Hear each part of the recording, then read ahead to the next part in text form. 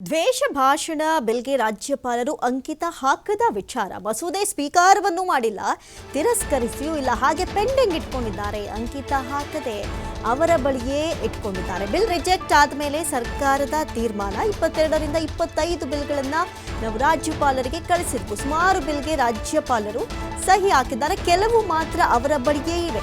ದಲಿತ ಒಳ ಮೀಸಲಾತಿ ಬಿಲ್ಗೆ ವಿವರಣೆ ಕೇಳಿದ್ದಾರೆ, ಬಿಲ್ ಓದಿ ಅಪ್ರೂವ್ ಮಾಡಬಹುದು ಹೀಗಂತ ಪರಮೇಶ್ವರ್ ಹೇಳಿರುವಂಥದ್ದು. ಇನ್ನು 19 ವಿಧೇಯಕಗಳಿಗೆ ರಾಜ್ಯಪಾಲರ ಸಹಿ, ದ್ವೇಷ ಭಾಷಣ ಬಿಲ್ಗೆ ಅಂಕಿತವಿಲ್ಲ. ಇನ್ನು ಕಳೆದ ಬೆಳಗಾವಿ ಚಳಿಗಾಲದ ಅಧಿವೇಶನದಲ್ಲಿ ರಾಜ್ಯ ಸರ್ಕಾರ ಮಂಡಿಸಿತ್ತು ದ್ವೇಷ ಭಾಷಣದ ಒಂದು ಮಸೂದೆಯನ್ನು. ಆ ಸಂದರ್ಭದಲ್ಲೇ ವಿಪಕ್ಷಗಳು ಹರಿಹಾಯೋದಕ್ಕೆ ಶುರು ಮಾಡಿಬಿಟ್ಟಿದ್ವು.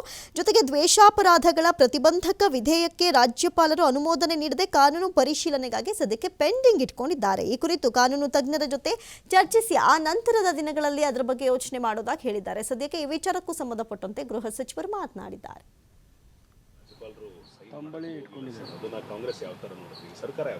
ಅಲ್ಲ, ಅವ್ರ ಹತ್ರ ಇಟ್ಕೊಂಡಿದ್ದಾರೆ. ಬಹುಶಃ ಅವರು ಇನ್ನೂ ಸ್ಟಡಿ ಮಾಡಬೇಕು ಏನೋ ಅಂತ ಕಾಣಿಸುತ್ತೆ. ಒಂದು ವೇಳೆ ಅದನ್ನು ವಾಪಸ್ ಕಳಿಸಿ ಏನಾರ ಕ್ಲಾರಿಫಿಕೇಷನ್ ಕೇಳಿದ್ರೆ ಕೊಡ್ತೇವೆ, ಅಥವಾ ರಿಜೆಕ್ಟ್ ಮಾಡಿದ ಮೇಲೆ ಅದಕ್ಕೆ ಮುಂದೆ ಏನು ಮಾಡಬೇಕು ಅನ್ನೋದ್ರ ಬಗ್ಗೆ ಸರ್ಕಾರ ತೀರ್ಮಾನ ತಗೊಳುತ್ತೆ.